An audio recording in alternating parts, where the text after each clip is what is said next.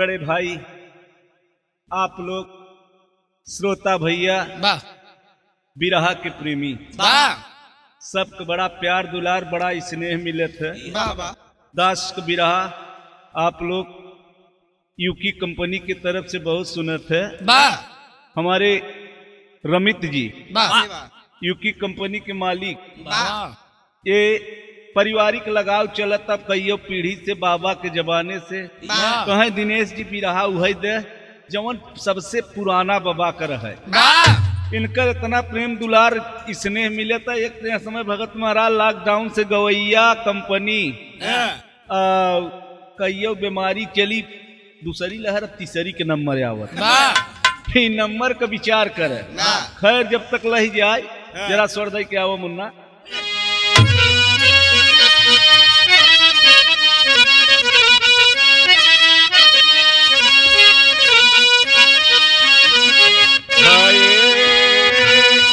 मोरे रामा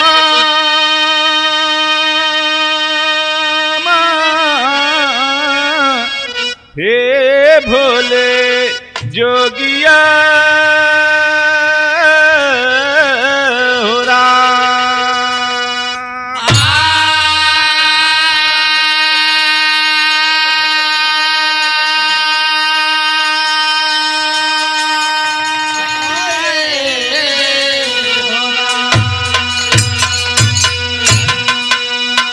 सुनने वाले मित्र, आप लोग बहुत पुराना बिरहा सेवरिक भक्ति। अगर भक्ति बाबूजी पैसा का विचार होत नहीं, गरीब न पौते भक्ति। जरा ध्यान देना, सेवरी वह समय भी भक्ति बहुत अनमोल किया बाबू। जरा दो लाइन बोल है कहना बमार साहब का। तो वन में चले राम दोनों भैया, और संग में रहली सीता मैया। वहर में सेवरी जो कबई भगवान।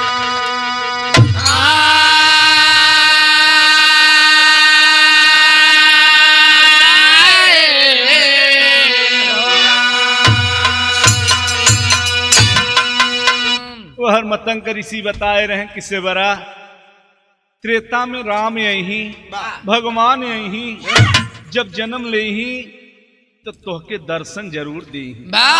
जरा विचार सुनो मास्टर साहेब। एक लाइन कव्वाली के नमूना लग मुन्ना का।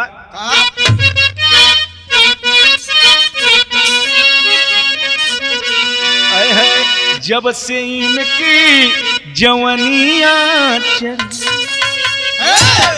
जब से इनकी जवानिया चढ़ी है, ये कुंवारों के पीछे पड़ी है। जब से इनकी जवानिया चढ़ी है, ये कुंवारों के पीछे पड़ी है। जब से इनकी जवानिया चढ़ी है, ये कुंवारों के पीछे पड़ी है। जब से इनकी जवानिया चढ़ी है। सुनने वाले बड़का भैया, ऐसे अच्छी कवि जी के लाइन बा। रात दिन सोचती बन में से बरी, रात दिन सोचती बन में से बरी। कौने वरिया से भगवान यही, रात दिन सोचती बन में से बरी। कौने वरिया से भगवान यही है। रात दिन बन में सोचती है बरी। कौने वरिया से भगवान यही है। रात दिन बन में सोचती है बरी। आस बरसों से दिल में लगती। मालिक आप कृपा निधान। आस बरसों से दिल में लगी है, प्यास यकीन का हमरे बुझई। आस बरसों से दिल में लगी है, रात यकियों की हमरे बुझेगी। रात बरसों से दिल में लगी है, रात यकियों की हमरे बुझेगी। रात बरसों से दिल में बड़ी प्यास लगी बा वाह भगवान राम कब यही और जब यही हमार भक्ति पूर्ण हो जाए। वाह सुनने वाले मित्र, सुनने वाले दोस्त, विचार करना भक्ति की अनमोल से बरी के बा। वाह हमारे बाबा के लाइन में तेरी के नमूना लग मुन्ना का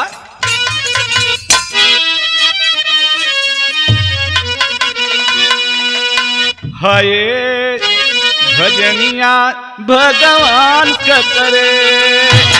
अरे राम राम राम राम यर मोर रामा भजनिया भगवान का करे।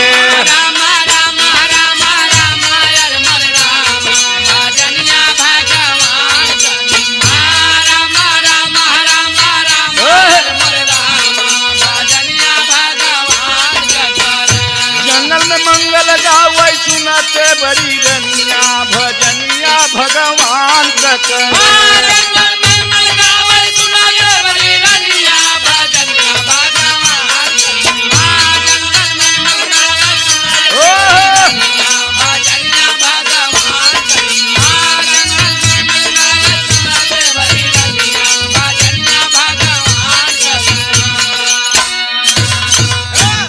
जंगल में मंगल गावत हैं से बड़ा कि भगवान है ही।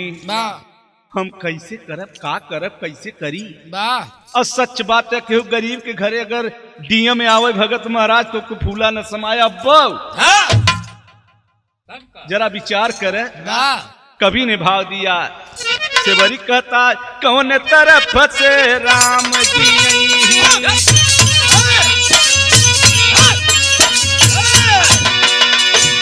से बरी के न परिचया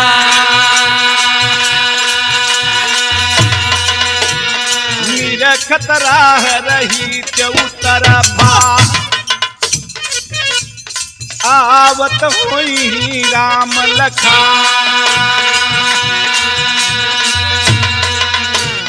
कुटी के अपने चौतरफा रास्ता साफ करई थोड़ा। अरे आज राम जी आवत होई जी भर के करबई दरता।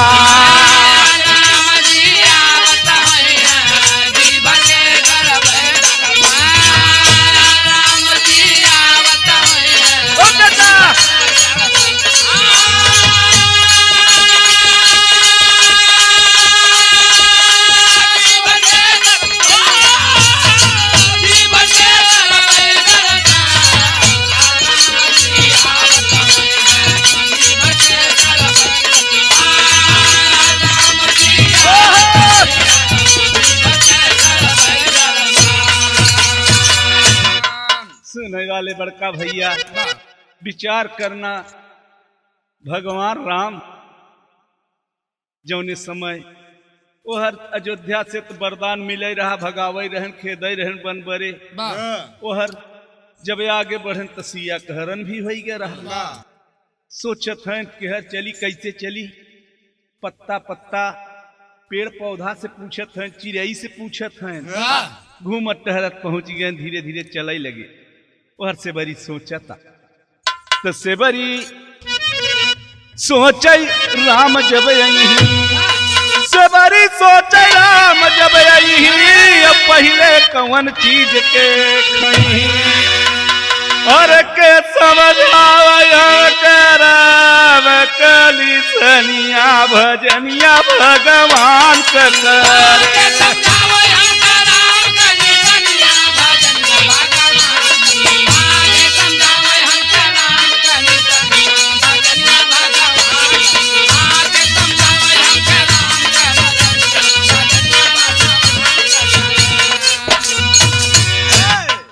हमके बताओ कि भगवान राम कैसन है। और हर बड़े बड़े ऋषि महर्षि सब सोचत हैं कि अरे करी तो का करी यह भगवान राम के आवे कहे रहे कि कुछ समय बिता जाता सेवरी के इंतजार चलता। और सेवरी रोज तपस्या करता करत का बमार साहेब पूजा पाठ खूब करई से बरा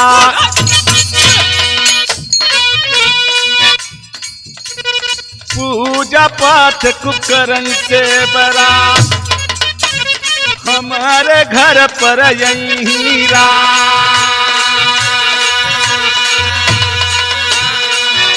खियाऊ का खियाई बारिश से भरा कंद मूल फल फूल लियऊ बात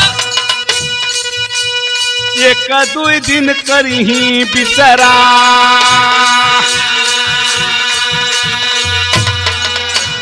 चरणामित चरण कले बाज। भगत महाराज चरणामित समझत है ना कैसन होत है। चरणामित कोनो मुख्य अतिथि का लिया जात है। हमारे निरंकारी मिशन में हमारे बाबा बताएं कि कोई भक्त का भी चरणामित लिया जाता है दोस्त। यह बरे केवल ही नहीं बाकी जे बड़ मनई हो वही के ले जरा विचार कर सबका चरणामित भक्त का चरणामित लिया जाता है। और कहूँ महल में छिड़काए या सुदामा जी के चरणामित लई के भगवान श्री कृष्ण चारों बगल अपने महल में छिड़कवाए। जरा भाव देख पूजा पाठ करें सबसे बड़ा हमारे घर पर यही कंद मूल फल फूल खियऊ बाज एक दू दिन करवऊ बिसरा चरण धोई चरणामित लेबा करब आरती सुबह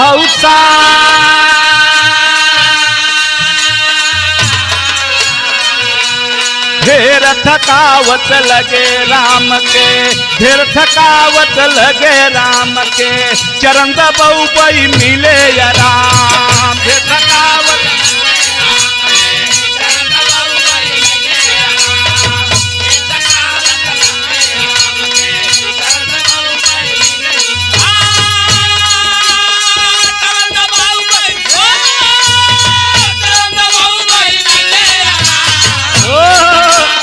वाह भैया वाह।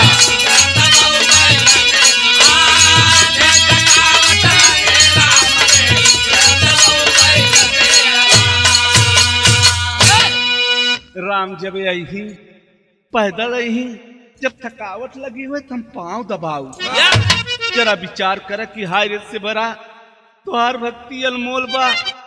और जब आ जाई तो कहा खियाऊ कैसे रखब से भरा सोचत है उनसे चैन नहीं पड़ता कि राम है करी का करी।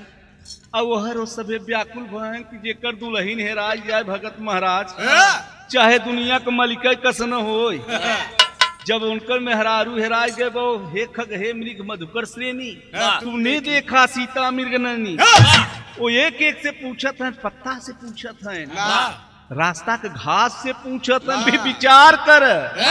आजकल हो तो लोग कहते अरे यार पगल आई के बाबा खाई के उन्हें सब काम करता लेकिन बारे भक्ति बारे भगवान राम आपकी भक्ति की गाज गावे की पड़ता तब सेबरी के एक खटका भारी सेबरी के एक खटका भारी और नीचे के घरे न जाए करारी।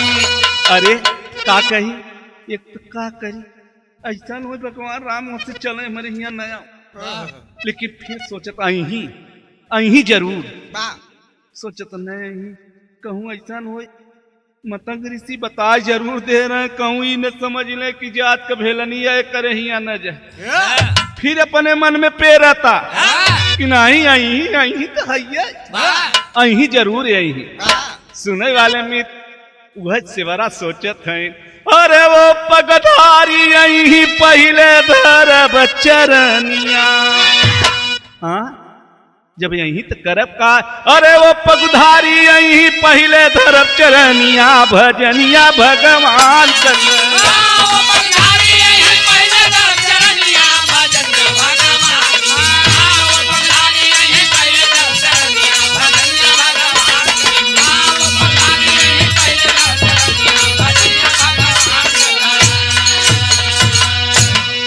दुनिया का मालिक है हे अही जरूर हाँ हाय रे से बरा तोहार भक्ति अपार बा और सच बात है अही तो है से बरी अपने मन में यह सोचता लेकिन जब आ जाई तो कैसे न रहाई के शरण बा न हमारे पास बैठावे के शरण बा से बरी।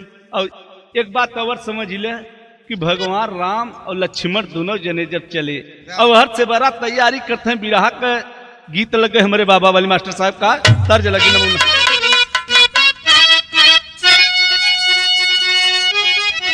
कहो बाबा एक ही भक्ति में गाए हैं कि कवन जतानिया से हम तीरथी करब बैकी ये कठिली हले बहानी रे बनवा कि ये कठिली हले बहानी रे बनवा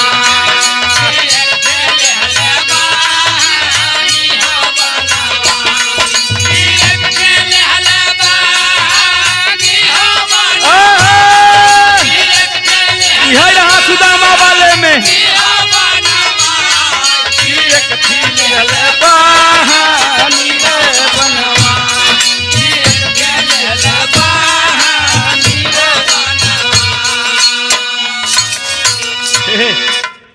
जब किस श्रवण कुमार का बिरहा गावत नहीं यही उकी कंपनी में गाए हैं यही गीत के अंदाज में सेवरा कहते हैं कि राम भगवान यही तो कैसे करी कहा सजाई कैसे करी फूलवा की लोरी लोरी और बरा रानिया की आपन लीन कूटिया हो सजा की आपन लिहली कूटिया हो सजा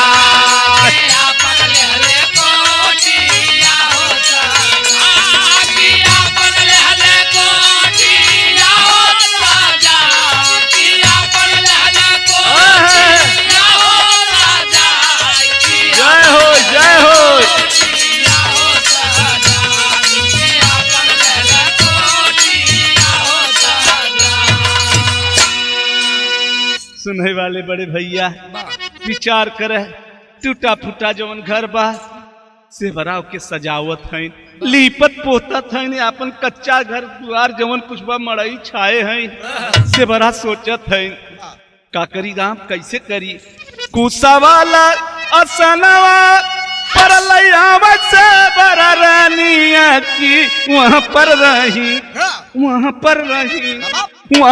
रही फूलावा हो सजा कि वहाँ पर रही फूलावा हो सजा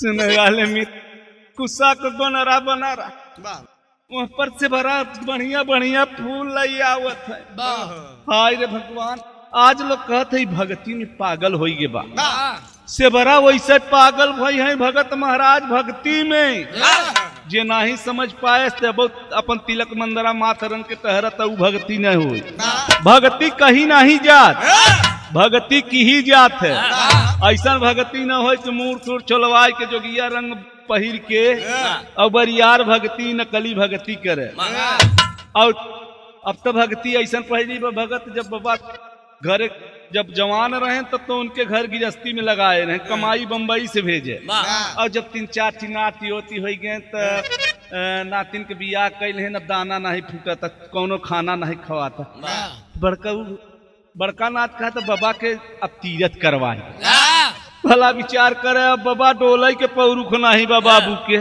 उनके तीरथ क्या करवाओगे जे खुद ही नहीं डोल पावता तो जरा विचार कर जब तीरथ ई भक्ति जवानी के जौने समय भक्ति में जेकर जेकर गोरखनाथ कर रमियवा आज भी गीत गाई जाता बाबूजी विचार करे झटपट बैरिया लिया वैसे बरा रहनिया झटपट बैरिया और लिया वैसे बरा रहनिया की तोरई लागी डारी डरिया रे ओना की तोरई लागी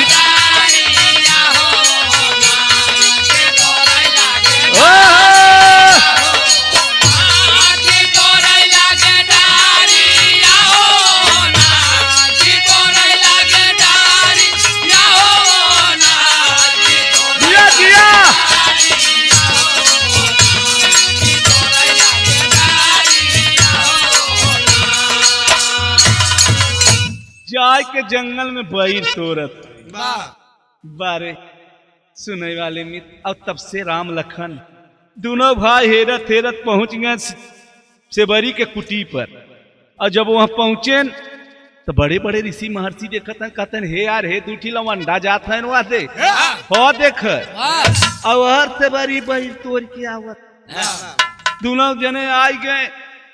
कुछ ऋषि जो मात हो तरंगे रहे भगत महाराज कहे हे यार हे ये राम न हुई का एक कहता इस समय राम न हो यार भला बताओ हो मुसहिनी के घरे चला गए। जरा विचार करे कितना गंदा कंपटीशन तब चलत रहा।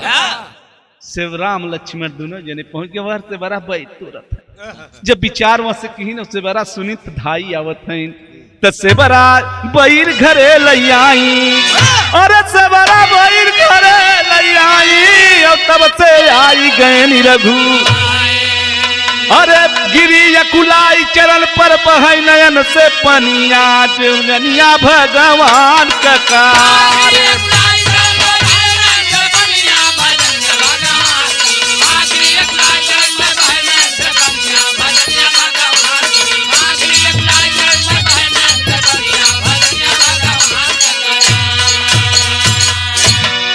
सुनने वाले मित्र धाई आइन बैर लैके डलरी टूटही फुटही रही पहिरी लैके शिवराज आ गए।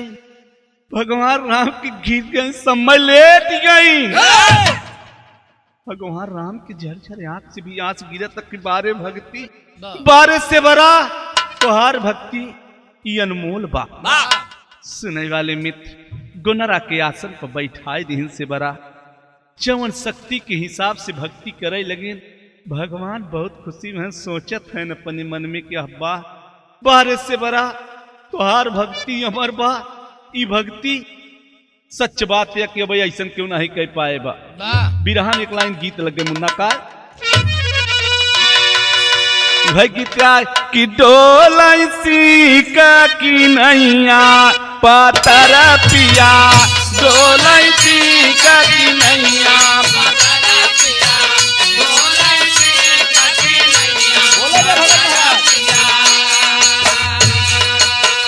जब मैयावा पहली की दैया जब मैयावा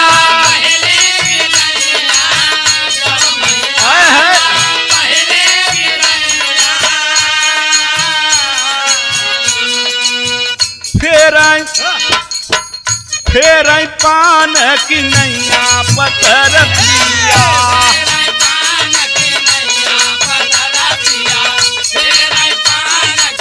देसी लोग गीतिया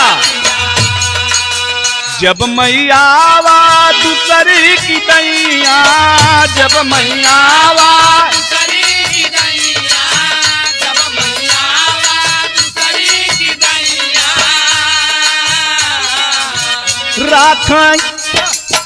राख पलक की नैया पत्थर पिया राख पलक की नैया पत्थर पिया।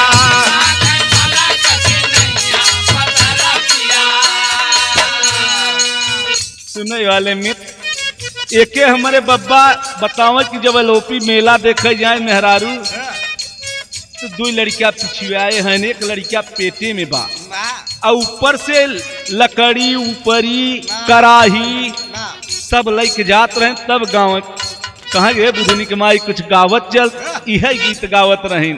लेकिन बाबू यही के भागीरथी दादा कहो कहो एक दिन दास गरहा भागीरथी महाराज के लगे अब चले ला है ओ कहो कहो जो दादा एक के गाँव तो भागीरथी महाराज गाँव मास्टर साहेब कि सैया हम के बोलावा ने बुलत रे राजा हम के बोलावा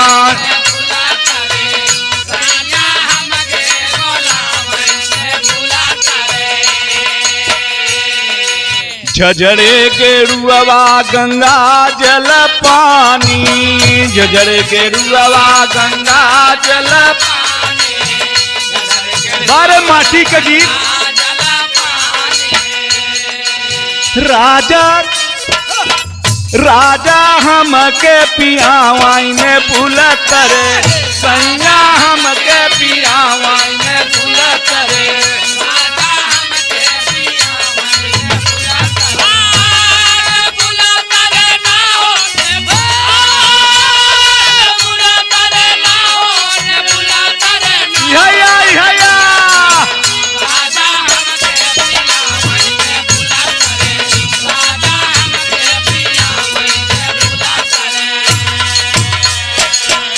सुने वाले मित्र बीच में ये आप लोगन के माटी के गीत यह बड़े सुनावे के परता भगत महाराज ये सब लुप्त भई जाता। अब तो जवन जवन गीत आए रहे कभों पहले के गीत रही तो महतारी बहन चाहे जे जे बैठ के सुनत रहा। अब तो जवन जवन गीत आए बा भगत महाराज शेषधर की गीत अब का परिवारों में बैठ के सुन सकत का। हाय रे समय बिरहा जगत के हम यह हाथ जोड़ब हर कलाकारन से कि सभ्यता ही आप लोगों का जीवन है बाबूजी, आपकी पहचान है। यही सभ्यता बिरहा गायकों की पहचान है। लेकिन हाय रे समय खैर जायदर से बड़ी सोचता भगवान आए गए बड़े भाई धन्य होई ग जनमवा प्रभु जी आए, धन्य होई ग जनमवा प्रभु जी आए।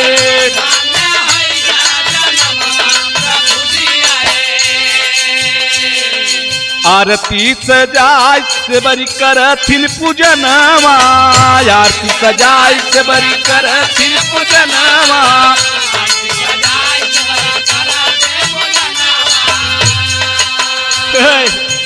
विचार कर आज भरा जरा बा तब लोग भक्ति नहीं करता से भरा टूटहा फुटहा सामान लाई के जवन टूटही ताठी रही आज ओसे जाय के भगवान के आरती उतारत हैं।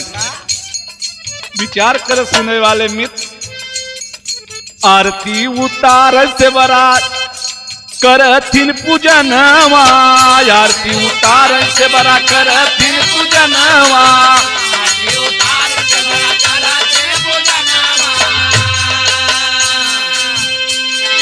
आज पावा दर्शनवा प्रभु जी आए, आज पावा दर्शनवा प्रभु जी आए, आज पावा दर्शनवा प्रभु जी आए।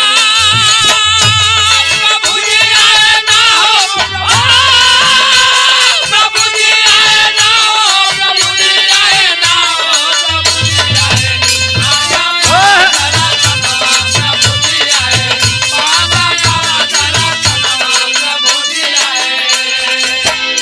आचरे से बेनिया डोलावत न पंखी न पंखा न एसी न कूलर। रमित महाराज यूकी कंपनी वाले विचार करना सुने वाले दोस्त सब पंचो भैया जरा विचार करना कोनो कूलर नहीं रहा ये यही आचरे से बारे भगती अचरा से बेनिया डोलाव जस पवनवा, अचरा से बेनिया डोलाव जस पवनवा।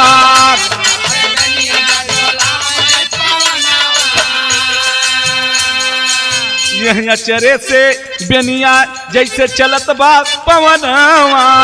पावा पावा ज्ञान का खजनवा प्रभु जी आए, पावा ज्ञान का खजनवा प्रभु जी आए।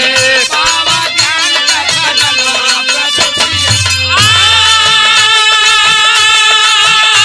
प्रभु जी आए ना हो, प्रभु जी आए ना हो, प्रभु जी आए ना हो, प्रभु जी आए। पावा ज्ञान का खजनवा प्रभु जी आए, पावा ज्ञान का खजनवा प्रभु जी आए। खुशी भैन से बरात तब नाचई भवनवा, भैन से बरात तब नाचई भवनवा, भैन से बरात तब नाचई भवनवा। आज आज प्रभु कहम पावा दर्शनवा, आज प्रभु कहम पावा दर्शनवा,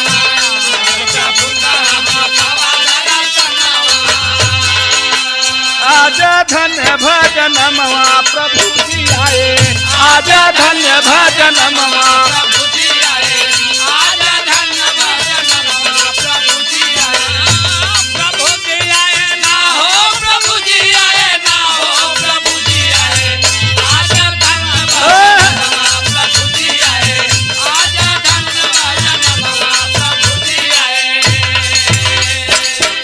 सुने वाले बड़का भैया से बड़ी खुशी में नाचत गावत राम और लक्ष्मण दोनों जने देखत हैं कि है से बड़ी का खुशी आली तो भगवान राम के जमत लक्ष्मण सोचत है भैया कहाँ ले आए के चला आए कि कसत ही नाचत गावत बा आप वो का समझ पावत हैं जी करे ना ही शुद्ध बुद्धि बा उनके तो नहीं समझ पावत हैं उनके तो कई चीज लगावा कि हमारे भौजी अब भगवान राम भूल गए कि सीता हेरानी है और लक्ष्मण के वह सुधी लगी बा कि ये हर देख पहले वो करे नचबे पर खुशी है वो करे भक्ति में खुशी है भौजी के पता ही न लेते हैं।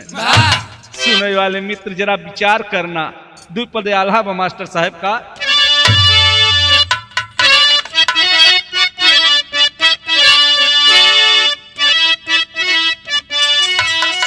हमार वाली इलाहाबाद वाली मुन्ना बड़का भैया से बड़ी खुशी मनावता कहना भी बात किससे बड़ी का भगती आज गाव सारी दुनिया और प्रभु के भजनिया में गिरी भरा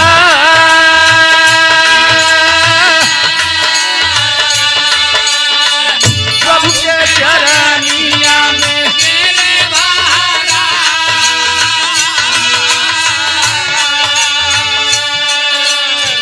झूठी बायरिया से बड़ा प्रभु के खियावली झूठी बायरिया से बड़ा प्रभु के खियावली झूठी बायरिया से बड़ा प्रभु के खियावली खुशी रघुराई भइले सुनऊ सबा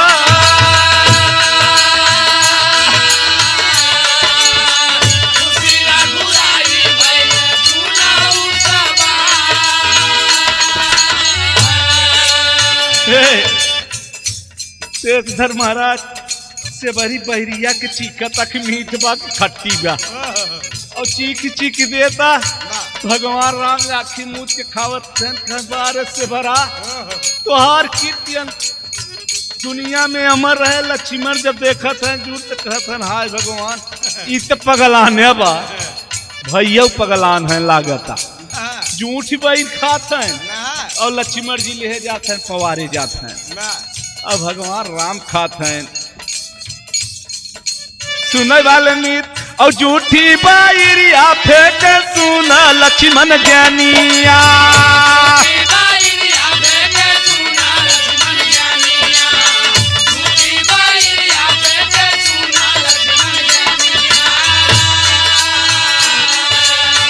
यारे जान गईले प्रभु मिले दुखवाया पा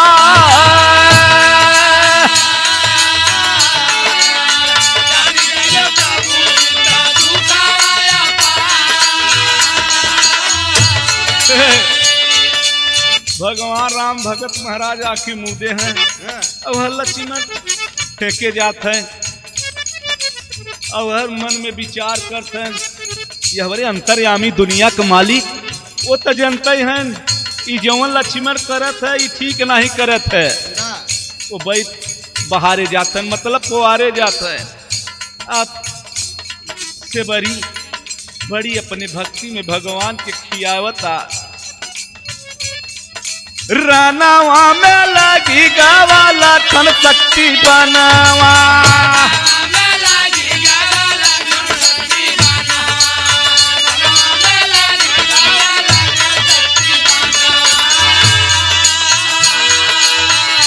यार झूठी रे बैरिया से भइले उपचार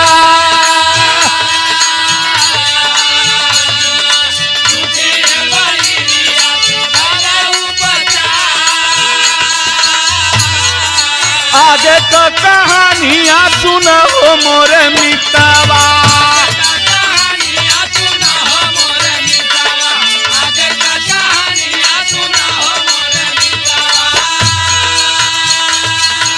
यारे भगती के जाने आज सकल संसार।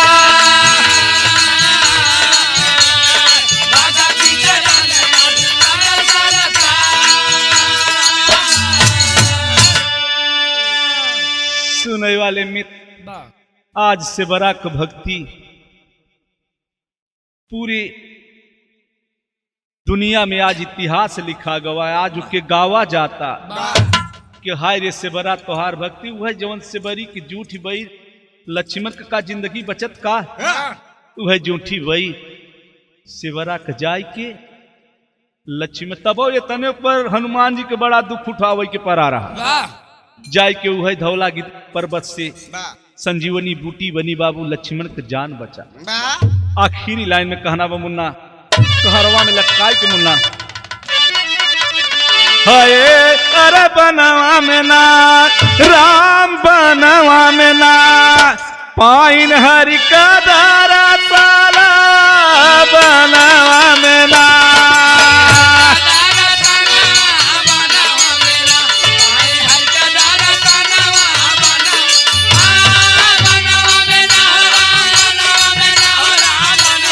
वाह भैया वाह।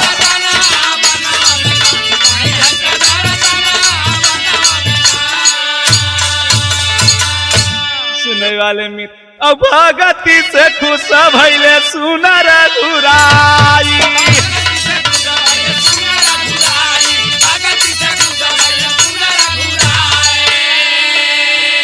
और से बरी का गीत हर युग में गवाई।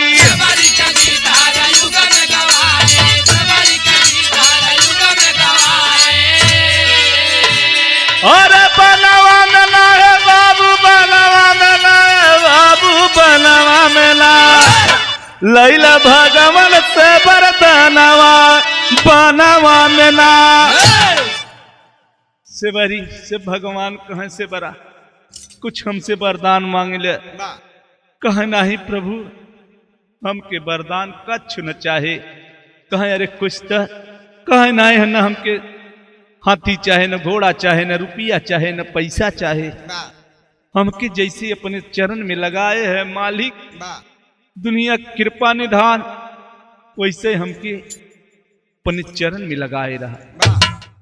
हमके दर्शन कब देवे के हमके बताओ भगवान बताएं। द्वापर में होए भेट सुन भगतिनिया अकुबा जाकर रूप धई के आइन वही घरिया सपाइन प्रभु का दारा सालवा बनवा में ना।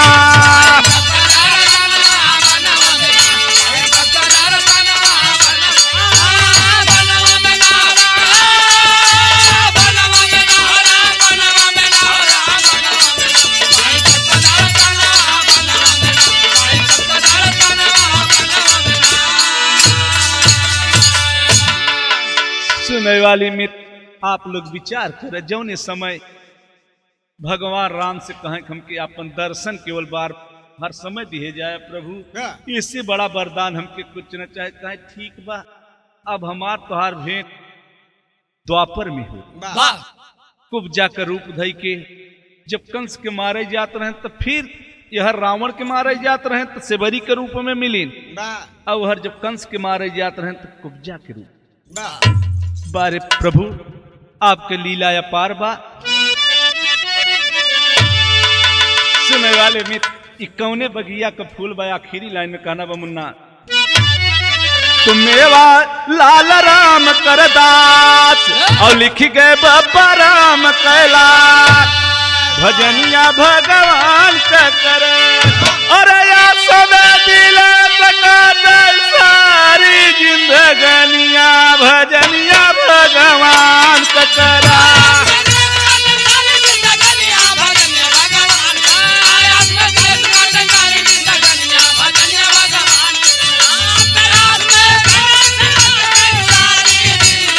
वाह भैया वाह।